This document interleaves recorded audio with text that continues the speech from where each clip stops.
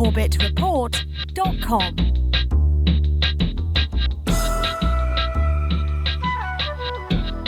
Welcome back, ladies and gentlemen. Welcome back to the Corbett Report. I am your host, James Corbett of CorbettReport.com, coming to you, as always, from the sunny climes of Western Japan, here on the 16th day of October 2020. You're tuned into episode 387 of the Corbett Report podcast, your guide to the Great Reset. Now, I'm sure that everyone in my core audience has already at least heard of the Great Reset, but if you haven't, fret not. Today we're going to go through it in a great degree of detail. And let's start by defining our terms. Specifically, what is the Great Reset? Well, what better place to go for such a definition than straight to the horse's mouth? And in this case, the horse is Klaus Schwab, the founder and executive director of the World Economic Forum, who announced the Great Reset initiative from the World Economic Forum in June of this year.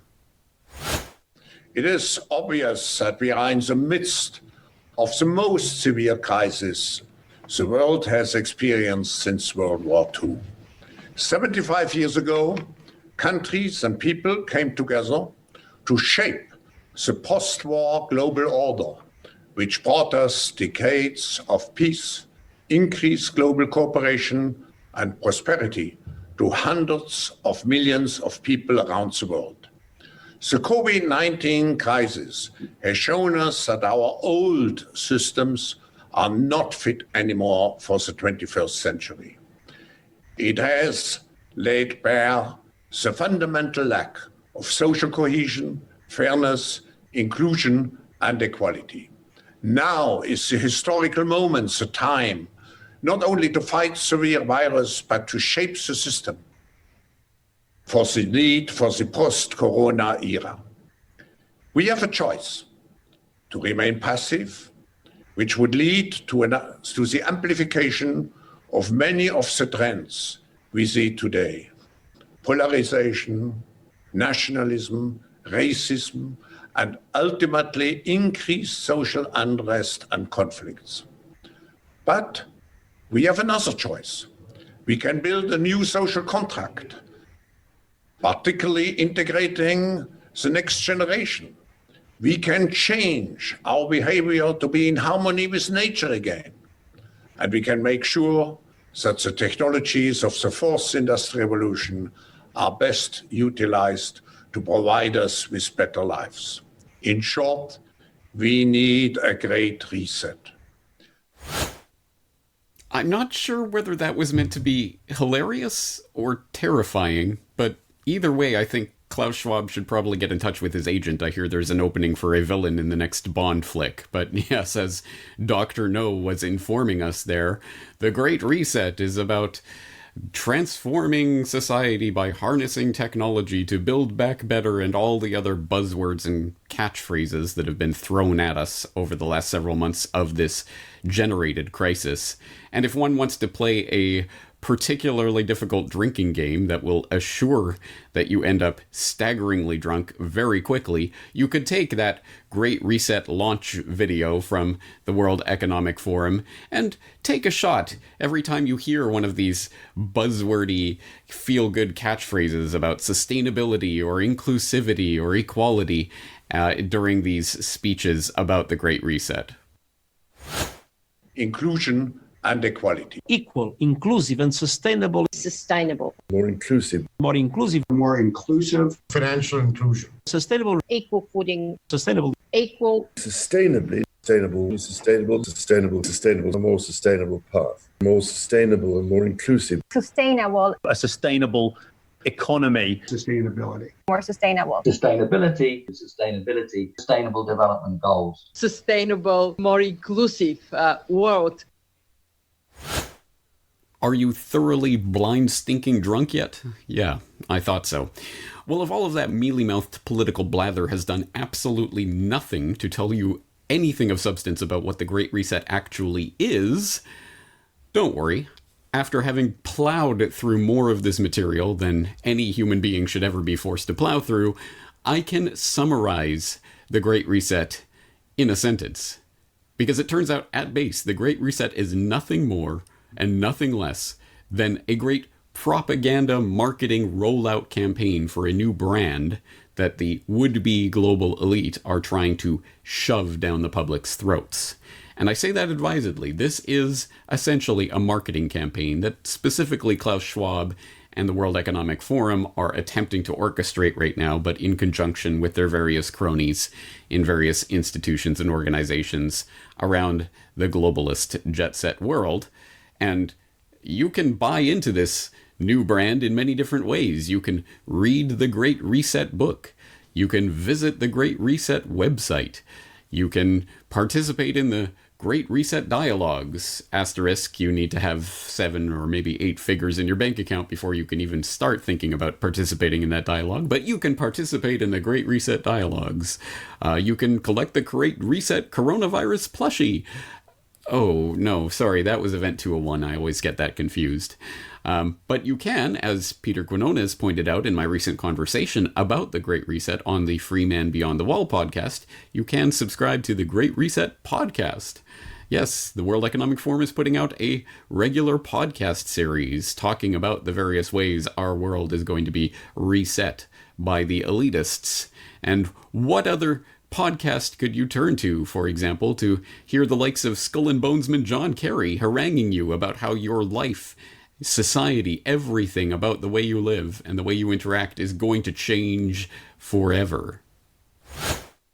And so this is a big moment. And the World Economic Forum, the CEO capacity of the World Economic Forum is going to have to really play a front and center role in defining the reset in a way that nobody misinterprets it as just taking us back to where we were. And to what other podcast could you turn in order to be assured that this shock doctrine has had its effect and that a Stockholm Syndrome-prone public will now believe any perceived health crisis or crisis in general that they try to shove down our throats? Because of the shock that everyone has been through with the global pandemic, taking us into a completely different whole of world economic shock in a way that we've not really seen for a very, very long time. That has focused minds on how important it is to treat these big systemic threats like climate change as real. And whereas before they were kind of a theoretical thing that might happen sometime in the future, from the business end, there is a sense of businesses coming to the investor base, coming to investors like us and saying, will you back us if we do? So I am optimistic that the conversations have moved far more in the last 6 months, as I said before, than they have in the last 6 years or more. And where else could we go to learn about what a fun joy it is to live our lives by a video link up by the likes of Grover? Hello, everybody. It is I, your cute and adorable pal Grover, with a message for listeners of the Great Reset. Well, you are in luck because I know a thing or two about resetting. I reset my alarm clock every morning. But you are talking about resetting the entire world. Now, that is a very big job. Well, my friend Ms. Sherry Weston and I are here to help. On Sesame Street, we know that it is very important for children to learn and play every day. And because playtime is so important, we have been thinking of ways to help children all over the world learn and play at home. At first, it was hard when nobody could go to school, and I could not visit my friends like Elmo or, well, even Oscar the Grouch.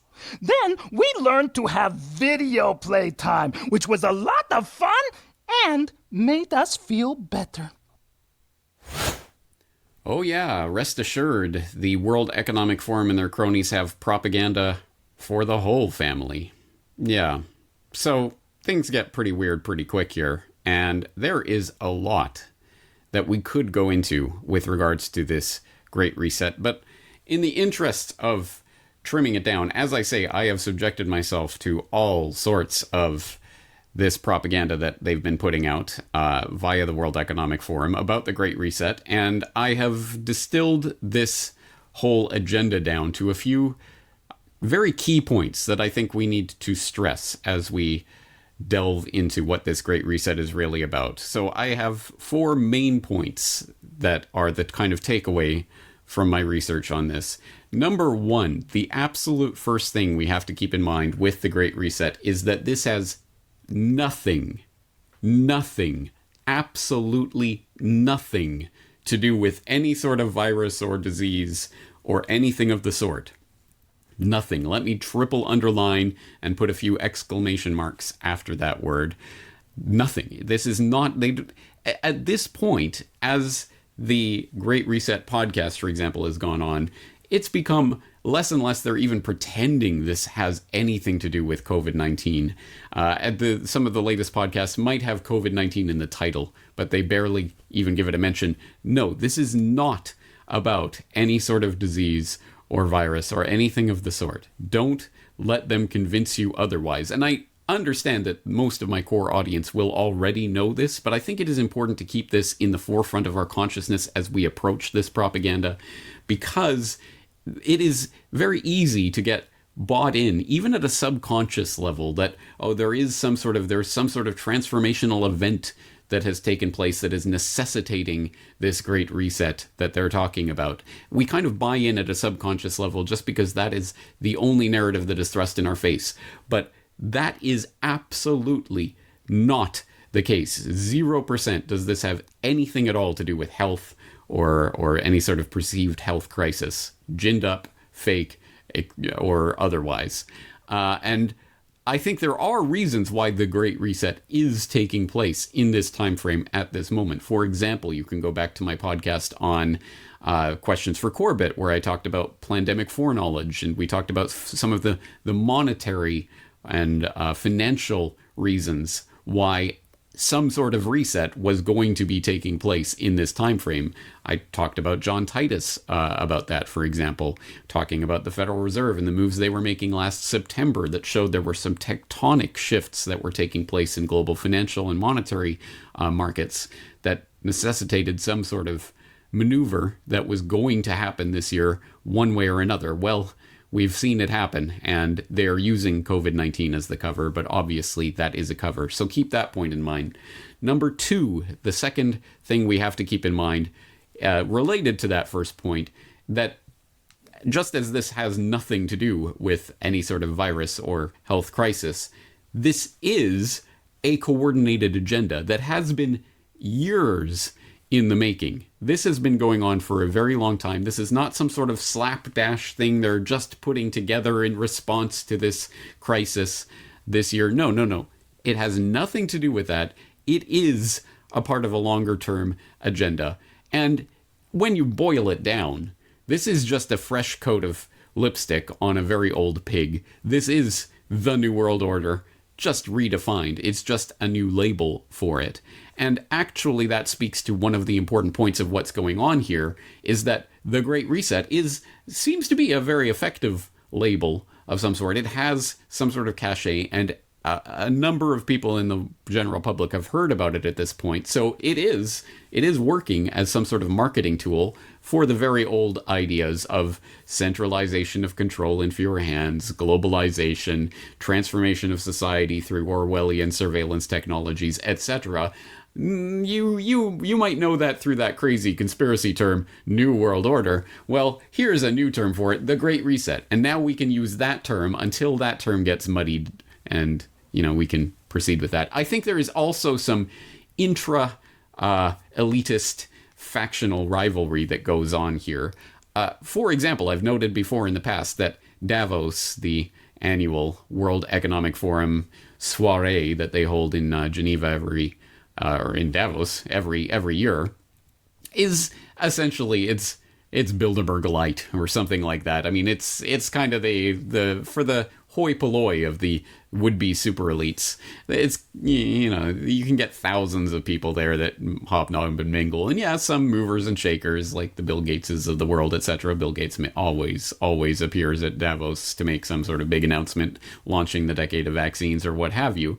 But it's not exactly the elite of the elite. That would be more like a Bilderberg or Trilateral Commission or one of those types of events. Davos was somewhat further down on the list. When you think New World Order, World Economic Forum probably ranks a few rungs below some of those other organizational bodies. Well, perhaps this is an attempt by Klaus Schwab to angle the World Economic Forum somewhere higher up on that hierarchy and somewhere closer to the top of that power pyramid. And hey, look, it's the Great Reset, and the World Economic Forum is the driver behind this. So I think there is some of that intra-factional rivalry that is going on here, but it is the same agenda, more or less, and it involves a lot of the same players. Some of the key people who are being highlighted in this, of course, Klaus Schwab, but also His Royal Highness Prince Charles is all over this and is doing a number of things in conjunction with the World Economic Forum related to this Great Reset. Also, the current head of the IMF and some other players are clearly rising in prominence. I note the president of MasterCard keeps coming into these conversations and has been there for a few years. He's an interesting one to keep your eye on. So, again, I think this is part of trying to get that Great Reset label as the new world order so that the people associated with that can be in the driver's seat of this globalist enterprise. The third thing that I think we need to keep in mind about this whole Great Reset agenda is that this is not, as some people were positing at the time when this generated crisis started to get kicked off several months ago, the end of globalization. No. As I've stressed over and over, this is not the end of globalization. It is its apotheosis in so many different ways. And don't take it from me, take it from Klaus Schwab and his co-author on COVID-19, The Great Reset, the book, where you can read along on the Kindle version, page 104, where he writes that in this messy new world order, defined by a shift towards multipolarity and intense competition for influence, the conflicts or tensions will no longer be driven by ideology, with the partial and limited exception of radical Islam. Of course, you got to keep the Muslim boogeyman up your sleeve. That's always, it's not like they're completely replacing the 9/11 terror paradigm. They're just eclipsing it. But spurred by nationalism and the competition for resources. If no one power can enforce order, our world will suffer from a global order deficit. Think about that, reread that sentence. If no one power can enforce order, our world will suffer from a global order deficit.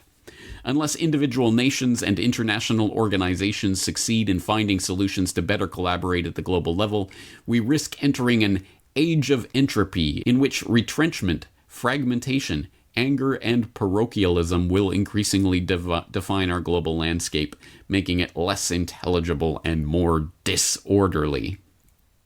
End quote. A number of revealing things from that statement. One, to note that in the globalist lexicon, in the minds of these would-be sociopathic controllers and rulers of the world, order is good. Disorder is bad. That is the way that they see the world. Order. We must have order in order to have our global world order. It's in the name. You can't have a global world order without order. And furthermore, the one step further in this is that if no one power can enforce order, there has to be one unitary power that can enforce order, which, as you will know, is, of course, exactly opposite to everything I propound and everything I work for here at the Corbett Report, which is the voluntary, spontaneous order that arises when free people can interact freely with each other, the globalization of reality where people can interact with anyone they want in whatever form they voluntarily choose to act with each other. No. We can't have that horrible, terrible disorder, aka spontaneous order. No. We must have one unitary power enforcing order. And hey, how about the World Economic Forum?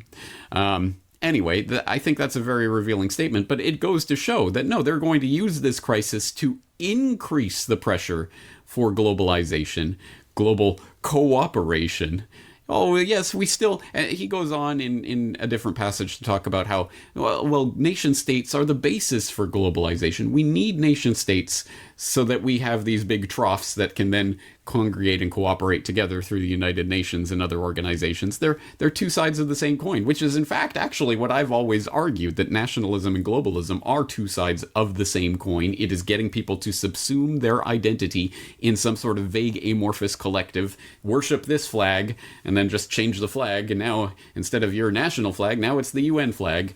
Continue worshiping the flag, and people can continue along as if almost nothing has changed. Globalism and nationalism are two buttresses that are holding up the structure of this world order, and that's why it's so important to them.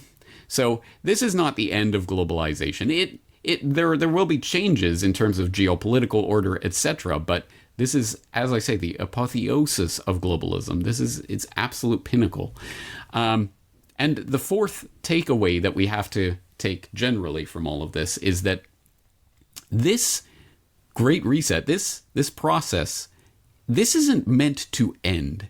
They are not planning this with some sort of end goal in mind per se, or at the very least, certainly not the one that they are ostensibly giving. Because remember, this is the Great Reset in response to COVID-19.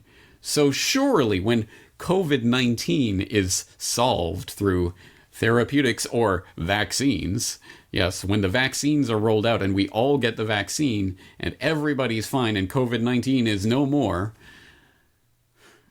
then everything will go away. A Great Reset will stop. We'll be okay. We'll be all right at that point, right? No, of course not. Again, explicitly, they are not doing this with that kind of end goal in mind. And the people who still continue to believe in the phony, ridiculous ritual of voting and selections as this is what transforms society, no. I hate to break it to you, but whatever happens in the phony baloney selection cycle in the United States in November, no matter what Team Coke or Team Pepsi gets into power, this Great Reset is not coming to an end either.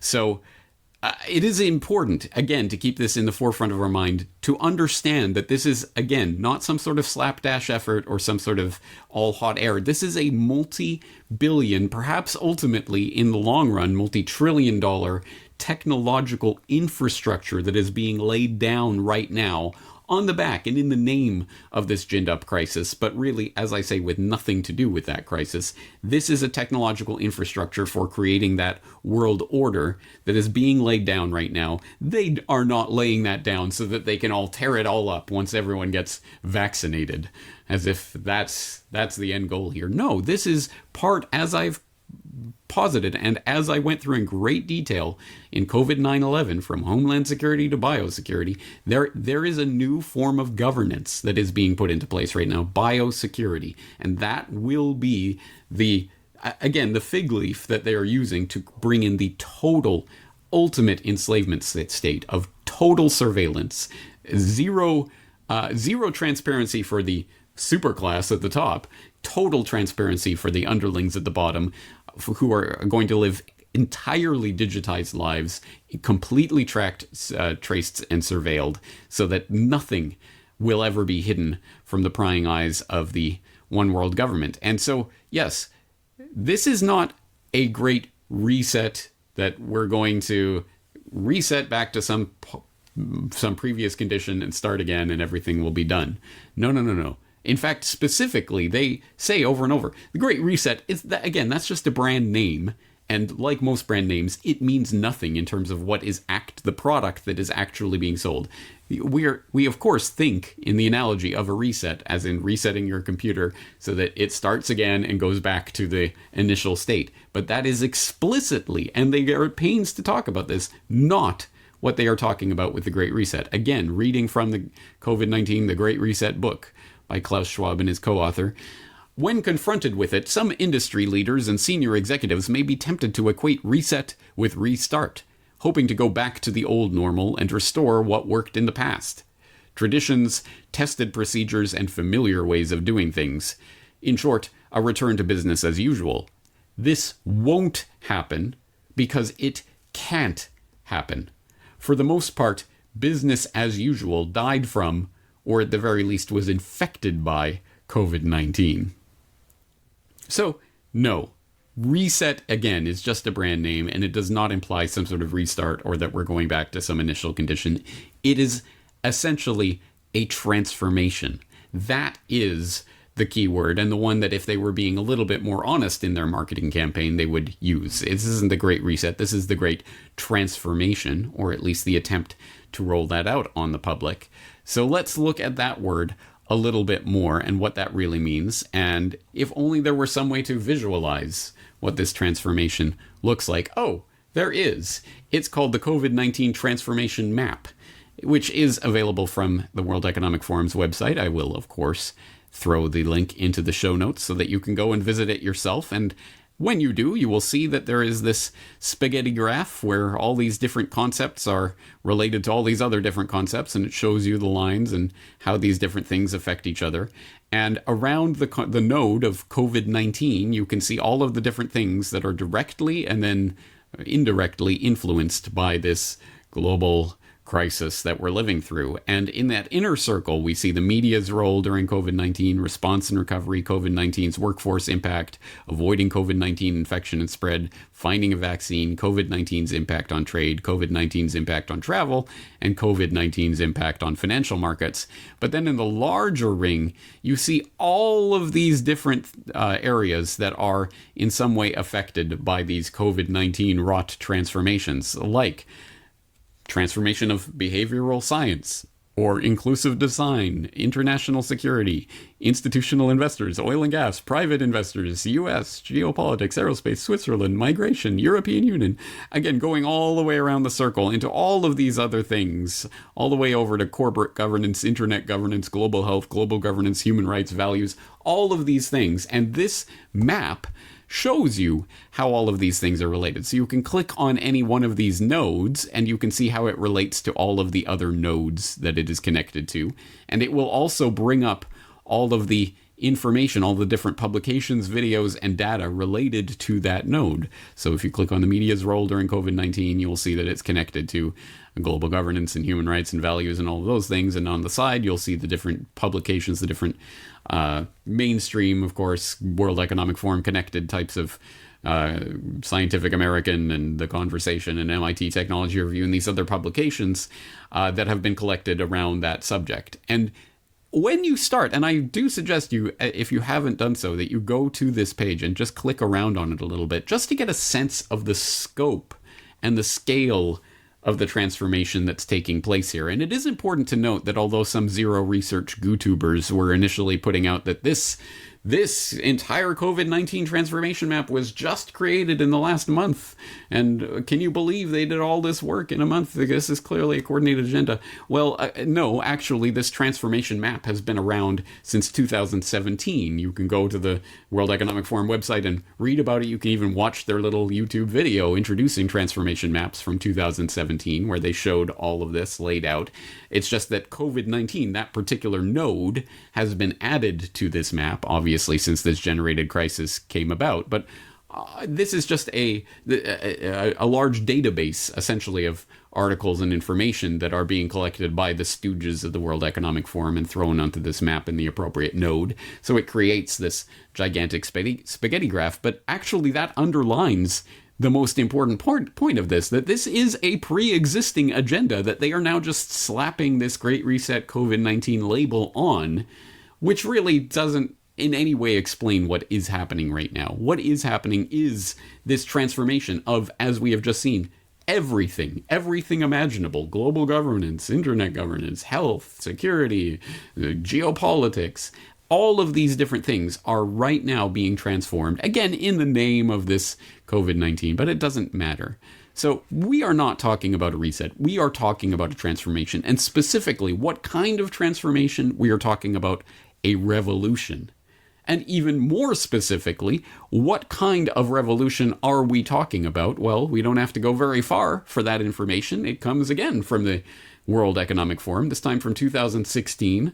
In their video introduction, what is the Fourth Industrial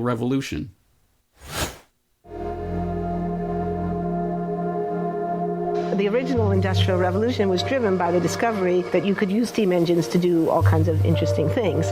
But that was followed by additional revolutions for electricity and computers and communications technology. We're now in the early stages of the fourth industrial revolution, which is bringing together digital, physical, and biological systems.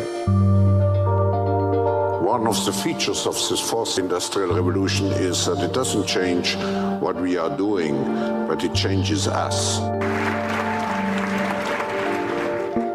With the ability to visualize brain activity, for example, through a simple consumer-based EEG device, it gives us access to ourselves in ways that we've never before thought possible. It unlocks the black box that is the brain and enables us to really, truly be able to realize an identity that is aspirational. There's now a scientific foundation for the effects of mindfulness on the brain, on the genome, on biological aging. And when the human mind does know itself, then you get the potential for a new renaissance that restructures itself in terms of our relationship to life, our relationship to the planet, our relationship to work. We need a different economic model. And by that, I don't mean capitalism versus communism. What I'm talking about is a shift in the system along the lines of the two big changes that happened in the 20th century, Keynesianism, with a much greater focus on health and education and the role of government working with business, and then a reaction against that in late century to neoliberalism, where the focus was on free markets, freedom of the individual, and getting governments out of the way. We need a shift to a new system that will allow us to meet the basic needs of every human on the planet, that will live within planetary means, that will be fairer, and that will be focused as its key goal, not on growth per se, but on maximizing human well-being. And history tells us that a values shift is triggered by creation of a new story about how we want to live.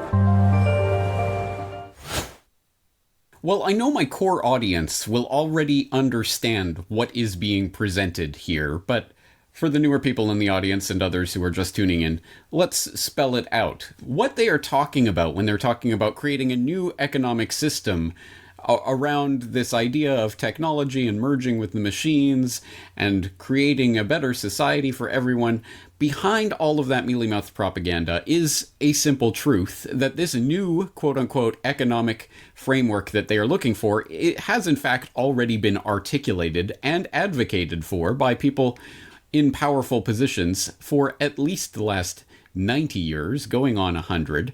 It is called technocracy. And again, I know that my regular audience will already be familiar with technocracy, what it is, where it came from, its history, and how it is going to develop in the 21st century. But once again, for people who are not familiar with that story, I will ask you to go back and watch or rewatch Why Big Oil Conquered the World, where I did flesh that out in a great degree of detail about what technocracy is, where it came from, the actual historical movement that was founded by the likes of M. King Hubbard, working with his charlatan friends, just crafting a new economic system that would be based on exactly the types of principles that are being snuck in the back door through World Economic Forum propaganda like that, which, again, sounds great. Of course, it's going to be governments that are going to use technology and harness this new potential to move us into the brave new world future where all our needs will be taken care of. This isn't communism, this isn't capitalism, this isn't Keynesianism or free marketism. It's something different, it's something new, it's technocracy, which of course is explicitly what they're advocating for, centralized control in the hands of a technocratic elite who will be able to program the computers to run the systems that will distribute goods to the people that need them. It'll be a resource-based economy, etc., etc. Stop me if you've heard this before, which you absolutely have. But now it's being called the Fourth Industrial Revolution, and it's being packaged as if it's something new. So I posit that exactly like the Great Reset is just a rebrand of the New World Order, and one that Klaus Schwab and his cronies are forwarding because it would put them in the driver's seat. Again, Fourth Industrial Revolution is just a rebranding of technocracy and takes all of those same ideas, melds it to transhumanism and some of the 21st century types of technologies that weren't available when technocracy proper was initially formed back in the 1930s. But it's the same old dross, let's put it that way. Now, My mind boggles at trying to really encapsulate what this means in terms of the Great Reset and where we're going from here, because it cannot be stressed enough. I cannot underline this enough, that this really is a transformation not just of every aspect of what it is that we do and how we exist on this earth, from business and economy and environment to geopolitics to education, everything, society itself. It is actually a transformation of what it means to be human that is on the table right now and coming into view, not on the back of some random quack on the street corner or some charlatan in some no-name corner of academia somewhere. No, these are the richest, most powerful people conspiring openly, an open conspiracy to bring about this transformation of humanity. So I will posit there are many different ways that we can look at this and get a grasp on it in those specific areas of the economy or education or what have you. But first, I think we need that 20,000-foot overview to really understand just how fundamental this change is and how seriously these very rich and powerful people are taking it. And in order to get a better understanding of that, I guess we could turn back to the 2016 book in which Klaus Schwab and his co-author introduced this idea of the Fourth Industrial Revolution, which was, again, part of a big rollout that the World Economic Forum had at the time. You might have missed it because the WEF wasn't quite in the same driver's seat that it's in now in 2016. But if you need to get caught up on that agenda, well, you can, of course, go back to the source material, or you can take a pretty detailed summary that was posted up to Off Guardian just this past week on October 12th by Winter Oak, called Klaus Schwab and His Great Fascist Reset. And although I think there are some issues I would have with the overall framing of this argument, it does get into the specifics of what Klaus Schwab is saying and the context and what it really means. So in this article, Winter Oak writes, Schwab waxes lyrical about the 4IR, Fourth Industrial Revolution, which he insists is unlike anything humankind has experienced before. He gushes, quote, consider the unlimited possibilities of having billions of people connected by mobile devices, giving rise to unprecedented processing power, storage capabilities, and knowledge access. Or think about the staggering confluence of emerging technology breakthroughs covering wide-ranging fields such as artificial intelligence, AI, robotics, the Internet of Things, IoT, autonomous vehicles, 3D printing, nanotechnology, biotechnology, material science, energy storage, and quantum computing, to name a few. Many of these innovations are in their infancy, but they are already reaching an inflection point in their development as they build on and amplify each other in a fusion of technologies across the physical, digital, and biological worlds. He also looks forward to more online education involving the use of virtual and augmented reality to dramatically improve educational outcomes, to sensors installed in homes, clothes and accessories, cities, transport, and energy networks, and to smart cities with their all-important data platforms. All things will be smart and connected to the internet, says Schwab, and this will extend to animals, as sensors wired in cattle can communicate to each other through a mobile phone network. He loves the idea of smart cell factories, which could enable the accelerated generation of vaccines and big data technologies. These, he assures us, will deliver new and innovative ways to service citizens and customers, and we will have to stop objecting to businesses profiting from harnessing and selling information about every aspect of our personal lives. Establishing trust in the data and algorithms used to make decisions will be vital, insists Schwab. Citizen concerns over privacy and establishing accountability in business and legal structures will require adjustments in thinking. At the end of the day, it is clear that all this technological excitement revolves purely around profit, or value, as Schwab prefers to term it in his 21st century corporate newspeak. Thus, blockchain technology will be fantastic and provoke an explosion in tradable assets, as all kinds of value exchange can be hosted on the blockchain. Blockchain, Bitcoin, same thing, right? The use of distributed ledger technology, adds Schwab, could be the driving force behind massive flows of value in digital products and services, providing secure digital identities that can make new markets accessible to anyone connected to the internet. In general, the interest of the 4IR for the ruling business elite is that it will create entirely new sources of value and give rise to ecosystems of value creation that are impossible to imagine with a mindset stuck in the third industrial revolution. The technologies of the 4IR, rolled out via 5G, pose unprecedented threats to our freedom, as Schwab concedes. The tools of the Fourth Industrial Revolution enable new forms of surveillance and other means of control that run counter to healthy open societies. But this does not stop him presenting them in a positive light, as when he declares that public crime is likely to decrease due to the convergence of sensors, cameras, AI, and facial recognition software. He describes with some relish how these technologies can intrude into the hitherto private space of our minds, reading our thoughts, and influencing our behavior. Schwab predicts, as capabilities in this area improve, the temptation for law enforcement agencies and courts to use technologies to determine the likelihood of criminal activity, assess guilt, or even possibly retrieve memories directly from people's brains will increase. Even crossing a national border might one day involve a detailed brain scan to assess an individual's security risk.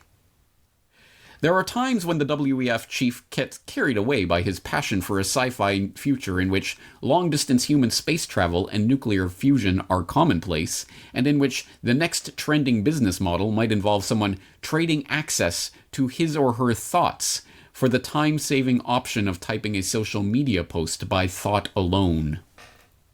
Talk of space tourism under the title The Fourth Industrial Revolution and the Final Frontier is almost funny, as is his suggestion that a world full of drones offers a world full of possibilities. But the further the reader progresses into the world depicted in Schwab's books, the less of a laughing matter it all seems. The truth is that this highly influential figure at the center of the new global order currently being established is an out-and-out transhumanist who dreams of an end to natural, healthy human life and community. Schwab repeats this message time and time again, as if to be sure we have been duly warned. The mind-boggling innovations triggered by the Fourth Industrial Revolution, from biotechnology to AI, are redefining what it means to be human. The future will challenge our understanding of what it means to be human from both a biological and a social standpoint. Already, advances in neurotechnologies and biotechnologies are forcing us to question what it means to be human. Just in case you didn't get it. Anyway, that's the end of the quote. I would encourage you to go read through that full article, and if you can stomach it, start going through Klaus Schwab's previous writings about the Fourth Industrial Revolution, including his book on the subject. But I think you're starting to get the sense. In case you missed it, this is about changing humanity at the core of what it means to be human. So as you can imagine, the knock-on effects from this are not just manifold, it's everything about who we are, our society, the way it's structured, the way we interact with other people in every respect is being altered forever on the basis of this great reset that is being actively and openly conspired on by some of the richest and most influential people on the planet. But don't worry, they will have no shortage of feel-good buzzword catchphrases about environmental responsibility and sustainability and equality and inclusion and all of the other catchphrases that we've been taught, to clap like trained seals when we hear them without thinking for one moment what they are actually talking about here. Oh yeah, international travel, you'll probably have to have brain scans to determine if you're a security threat risk, but whatever. Anyway, moving right along. It'll be so great because you'll be able to post things to social media via your thoughts. But then again, what if you have a censored thought that the social media won't allow you to post? Maybe you'll get a visit from the thought police. Literally talking about things that have always been portrayed as sci-fi dystopian madness is being actively promoted out in the open now. No attempt to hide this. This is not some sort of dingy, dark corner of a rumor about some sort of global conspiracy. Here it is, in black and white. And anyone who is not paying attention to this and not taking it seriously is ultimately not on the field of battle in terms of the ultimate battle for the future of the human species. I cannot stress enough how important this is. So in an attempt to just throw out some of the ideas and concepts of the ways in which this is going to utterly transform everything about our lives in the coming years if these people get their way. I'll turn to a number of sources. First, let's look at a surprisingly interesting and perhaps tipping the hand more than intended article from the Financial Times. Yes, the Financial Times by Yuval Noah Harari called The World After Coronavirus, which goes into a great degree of detail the incredible invasions of privacy that are on the table as a result of this hysteria. And just reading from one part talking about the types of surveillance that are going to be possible in the future, Harari writes, quote, "One of the problems we face in working out where we stand on surveillance is that none of us know exactly how we are being surveilled and what the coming years might bring. Surveillance technology is developing at breakneck speed, and what seemed science fiction 10 years ago is today old news. As a thought experiment, consider a hypothetical government that demands that every citizen wears a biometric bracelet that monitors body temperature and heart rate 24 hours a day. The resulting data is hoarded and analyzed by government algorithms.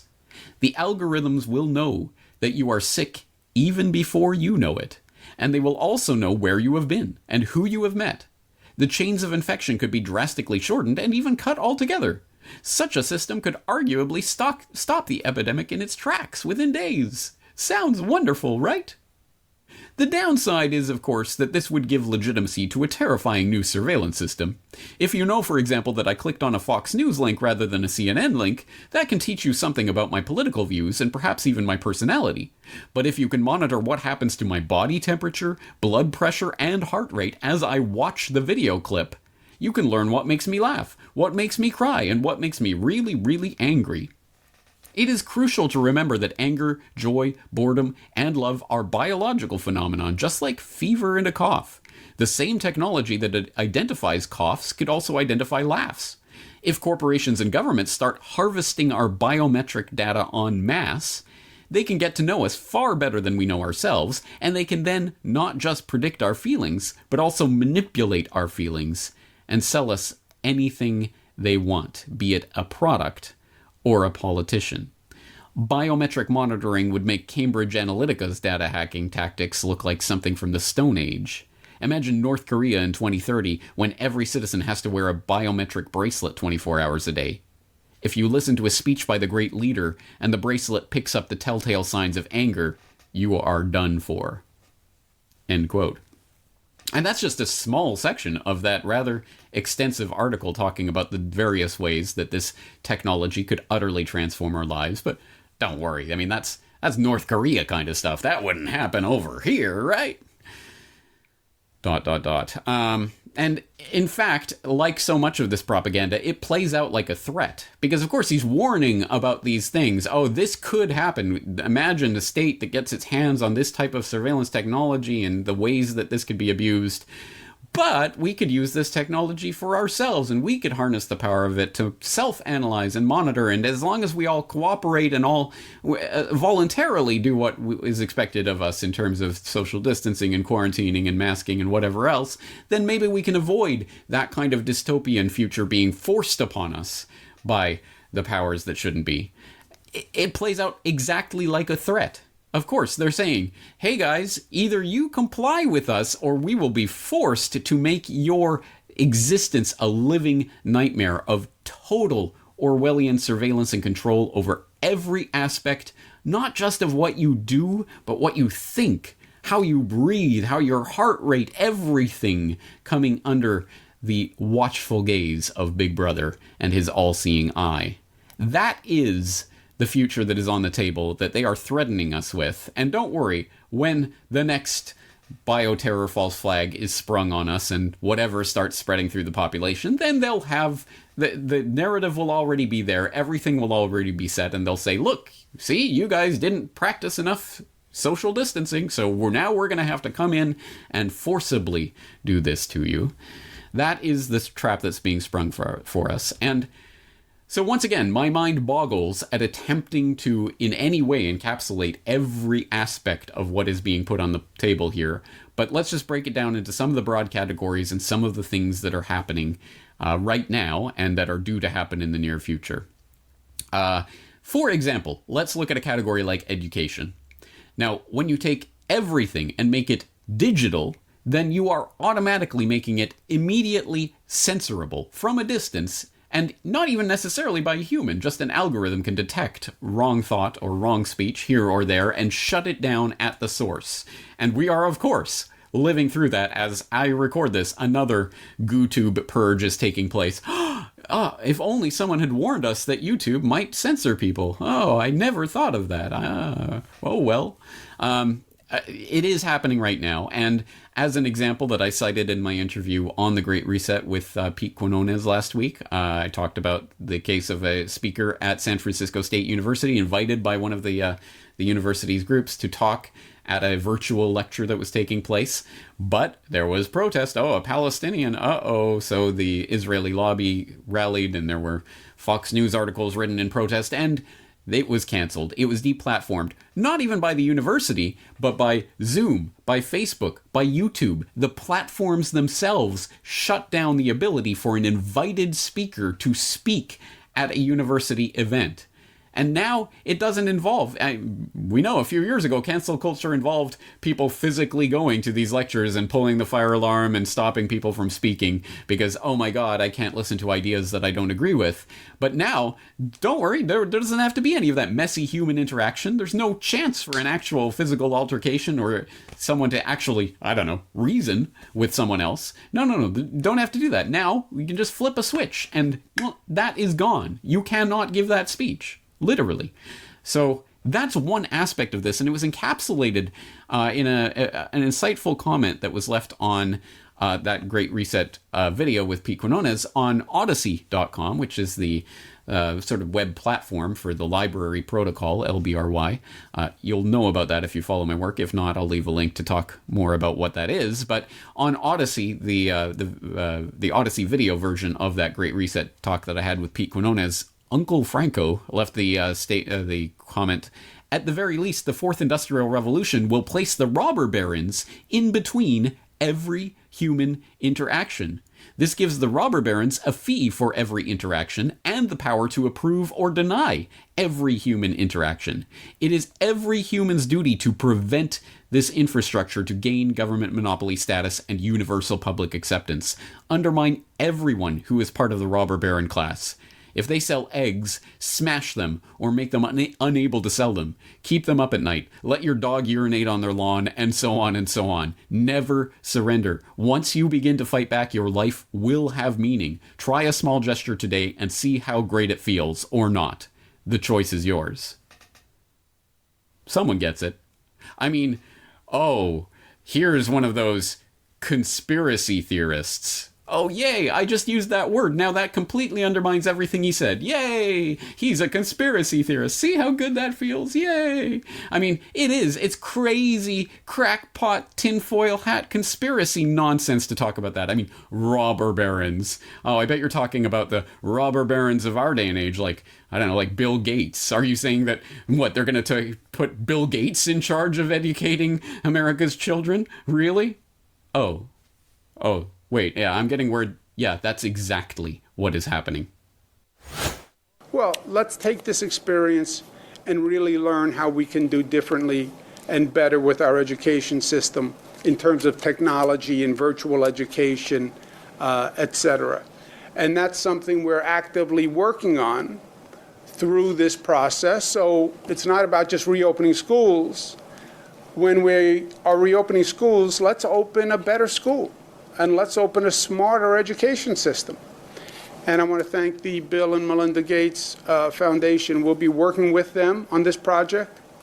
Bill Gates is a visionary in many ways, and his ideas and thoughts on technology and education he's spoken about for years. But I think we now have a moment in history where we can actually incorporate and advance those ideas, right? When does change come to a society? Because we all talk about change and advancement, but really we like control, right? And we like the status quo, and it's hard to change the status quo. But you get moments in history where people say, okay, I'm ready for change. I get it. I think this is one of those moments. Oh yeah, Literally, the Bill and Melinda Gates Foundation is going to be working with the state of New York to reimagine education for this brave new digital technological world where all learning will be virtual, or at least a good proportion of it. And, well, we need the technology to better educate the youth of tomorrow. And for those who don't know, maybe you don't know because I didn't even have time to include this aspect of the Bill and Melinda Gates Foundation agenda in my 2-hour Who is Bill Gates documentary, but in fact, the main focus area for the Bill and Melinda Gates Foundation in the U.S. domestically is education. It is, in fact, something that the foundation has been deeply dedicated to and invested in for decades at this point, looking at how better to implement technological controls in the classroom, monitoring of classroom and student performance and teacher performance and evaluation metrics, etc., in order to better educate the youth of tomorrow. Yes, this is happening, and you better believe it's not just going to be New York State that's going to be partnering up with Bill and Melinda Gates and their ilk for this purpose of better integrating technology into the virtual classroom. In fact, that takes many different forms, and we may have joked and laughed earlier about the ridiculous appearance of Grover on the Great Reset podcast. You may be wondering what that was all about. Well, actually, that leads into a segment with Sesame Street's president of Social Impact and Philanthropy, Sherry Weston, talking about the Sesame Street program and its work around the world in various different countries and cultures, trying to impart these types of ideas about hand washing and other hygiene kind of things that we can impart to children. And completely reimagining the social fabric of various countries like Afghanistan and Pakistan and other places. She talks openly about the social engineering that they engage in to change people's minds in those countries, not just the children, who are obviously the direct target audience, but also the parents. And they talk about how they can manipulate and change parents' opinions. And of course, it's all for good things. It's, getting people in Afghanistan or Pakistan to accept women and girls going to school and that kind of thing. Yay, yeah, we can all get behind that. ... And what else? What else can they put into this messaging that will suddenly become this social fabric changing idea that gets embedded with harmless children's programming? Oh, remember kids, wash your hands, wear a mask, and keep 6 feet at all times from other human beings because they're icky biological beings that can shed their disgusting viruses around you, and we have to be protected against them at all times. Yay, hey, it's Sesame Street. You think I'm joking? Listen to the interview and listen to it from that perspective. I think you will find it as equally creepy as I did, but once again, education is just one aspect of this agenda. Let's look at business, the economy, generally. It was something that we touched on New World Next Week this week. James Evan Pilato and myself went over the stunning, remarkable, who would have guessed it, fact that the rich are indeed getting richer as a result of the COVID-19 scamdemic. And of course, it is the largest corporations, the Amazons and what have you, the big restaurant chains that are benefiting because they're essential. They're allowed to remain open. Mom and pop, of course, have to close, and they will probably never reopen. So this is a consolidation of the corporatocracy. Again, perfectly predictable and predicted.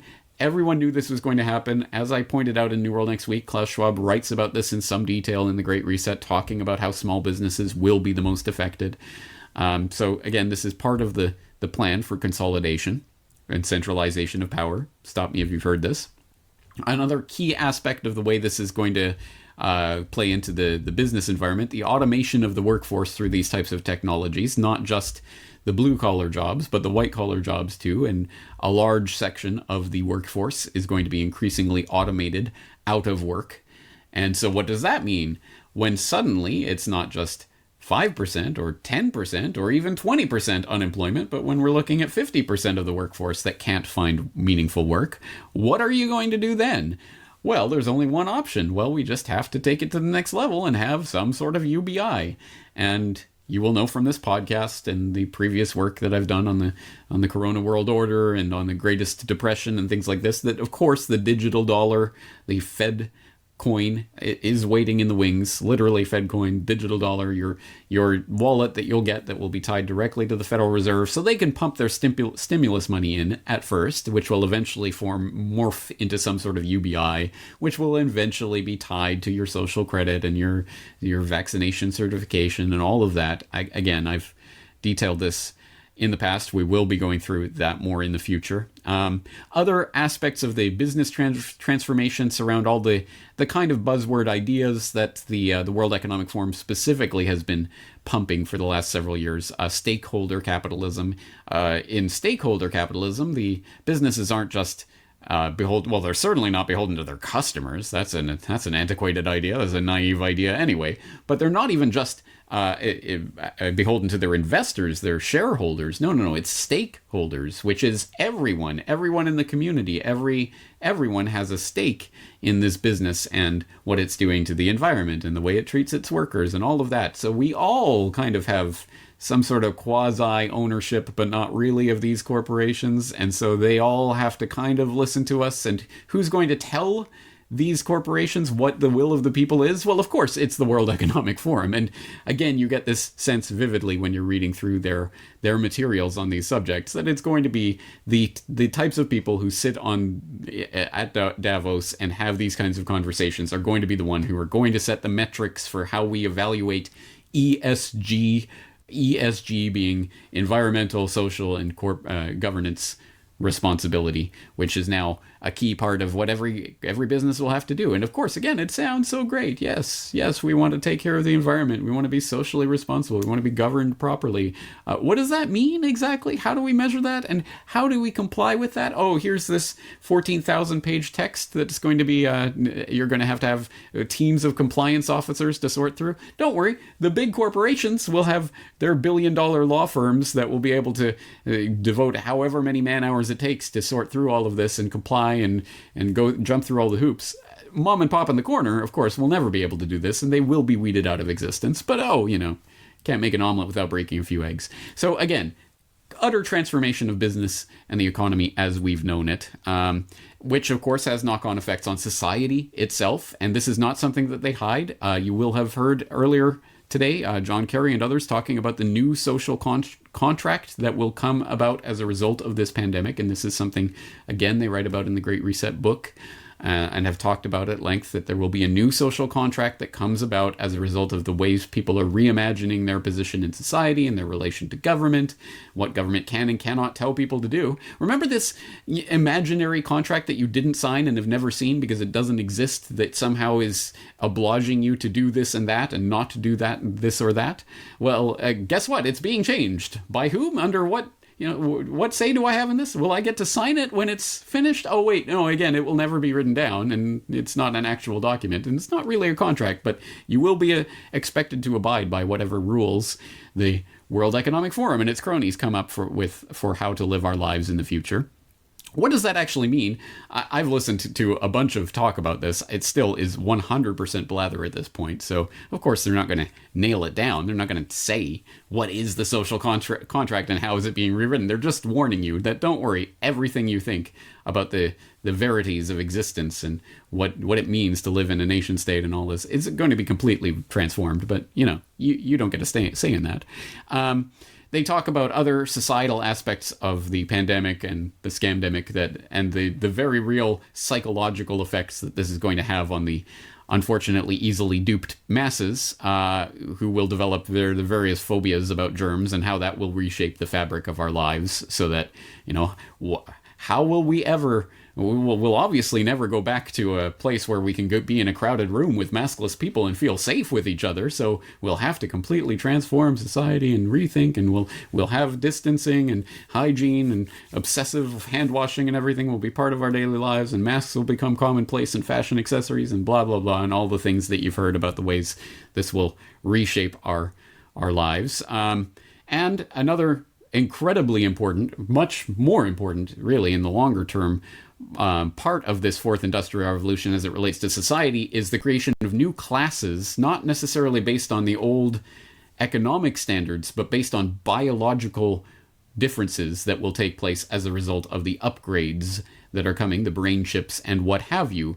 And this has been talked about for a number of years by bioethicists and the like, talking about the gen-rich and the gen-poor, as in people who get the genetic engineering enhancements and thus are these superior human beings will essentially be lord-like, almost godlike, compared to the lowly biological humans, that the Terrans, as they say, that inhabit this planet. Well, we're going off-world and we're going to merge with the machines. So ultimately, it's not just gen-rich and gen-poor, it's transhumanist-rich, transhumanist-poor. And again, they're talking about the creation of this new natural hierarchy that will take place as a result of this. So again, complete, utter transformation of everything you've ever known about society and how it functions. Geopolitically, of course, everything's on the table. One specific chapter in the Great Reset book focuses on the question of which power will ultimately win out as a result of this great crisis, this generated crisis. Will China win out, as some people are saying? Well, they were first through it and they recovered the fastest, however that happened, and all, you know the narrative. And thus they're going to be able to get on their feet and restructure their economy. But then no, people are saying, no, it'll be the U.S. because China relies so much on exports, especially trade with the U.S. And if that's getting shut down, then the U.S. will be able to win that war of attrition. Others will say, no one wins. In fact, it won't be a big unitary superpower that runs the world, as we've known, for example, in Pax Americana. No, it will be a new system where, in fact, it's the small, agile, nimble states that will be able to best react to the changing times, and thus will be the ultimate winners of this. So it's not one winner, but it'll be a bunch of smaller states and all of the things that are being proposed. But at any rate, it is kind of like who will win this power for the ownership of the globe? Stay tuned to find out. We'll tell you, don't worry. Another aspect of the geopolitical fights that are taking place right now was explored on a very recent edition of the Great Reset podcast, where they were talking about different forms of globalization. Not that globalization is dead, as we said. No, this is just the next stage of it. But what will that next stage look like? And they talked about concepts like gated globalization, where you will have groups of countries that with similar outlooks, with similar agendas and ideologies, and similar approaches to the scamdemic, who will band together and form these closed off global trading partners. They're scattered all over the globe, but they will be a trading network, essentially. And you might have competing networks in this gated globalization vision, which people might remember. Again, this is not a new concept. This is exactly what was happening in the 1930s with the various tariffs and trade barriers and the sort of alliances that were forming and breaking as a result of all of the economic chaos of the 1930s, which, kind of led to World War. So once again, another harbinger of World War III, which I have talked about extensively in the past. We will talk about more in the future. Again, that's on the table. Again, I cannot possibly encapsulate in this one podcast all of the various ways that this is all changing, but I guess that boils down to the bottom line of this entire exploration. One, this is a transformation, not just of business or economy or society or geopolitics, but everything all at once. It is in fact a transformation of humanity itself. It has nothing to do with any virus or any disease. It is a pre-planned agenda that is being rolled out now under a new guise, with a new name, with a new brand, to sell the same old swill to the public of control in a very few elite technocratic class hands, and that they will, don't worry, shape everything for our best interest. I mean, did you hear how many times they said equality and inclusivity and sustainability? They must have our best interests in mind. Right? It is a conspiracy. It is an open conspiracy, but it is a conspiracy nonetheless. It is not deniable at this point. I will, of course, as always, have the source documents, the things that I'm reading from, all linked up in the show notes. There will be lots of show notes for today's episode that I invite you, exhort you even, to explore at your own leisure, because, once again, this is an open conspiracy. It touches on every aspect of your life from here on forward. Will be under this process of transformation. And as our good old friend, what was it, Uncle Uncle Franco did exhort, now is the time for resistance in every way and any way possible, in every way that you can resist against this agenda. This is the time for it, because, as I say, everything is on the table right now. As I say, this touches on everything, literally everything. You saw my Corona World Order podcast earlier this year and the other work that I've done. This is everything that I've been warning about since the Corbett Report started, all happening all at once, all converging on this idea of the Great Reset, or whatever you call it. Again, the Great Reset, let's not focus entirely on that particular manifestation of this idea, because like New World Order or whatever else they're going to call it next week, it's just a label that they can slap on the same package of ideas. And the World Economic Forum, of course, in the super class structure, just vying for its place at the table. No, you see, we're setting the agenda we're rolling out this new global brand for the New World Order, and everyone's talking about the Great Reset. So don't focus all of your attention and firepower on the Great Reset per se, but on the ideas underlining it, which of course line up with everything that the technocratic ruling would-be elite, the elitists, have been trying to urge us into for a very long time. Having said all of that, again, this is an ongoing exploration. I cannot possibly encapsulate it all in this podcast. In some ways, it's everything that I've been talking about for the previous 13 years, and hopefully will be talking about for the next 50 years. Unless we do actually derail this agenda in some incredibly substantive way. But it's going to take all of our firepower immediately, in the Infowar, of course. Having said that, I think we're going to wrap it up for today. As I say, there's so much information to go through. Please go to the show notes at corbettreport.com and avail yourself of the many, many sources, documents, and resources that will be there at corbettreport.com/Great Reset. That is the link to go directly to the show notes for today's episode. I am James Corbett of corbettreport.com, humbly asking you to join me again next time.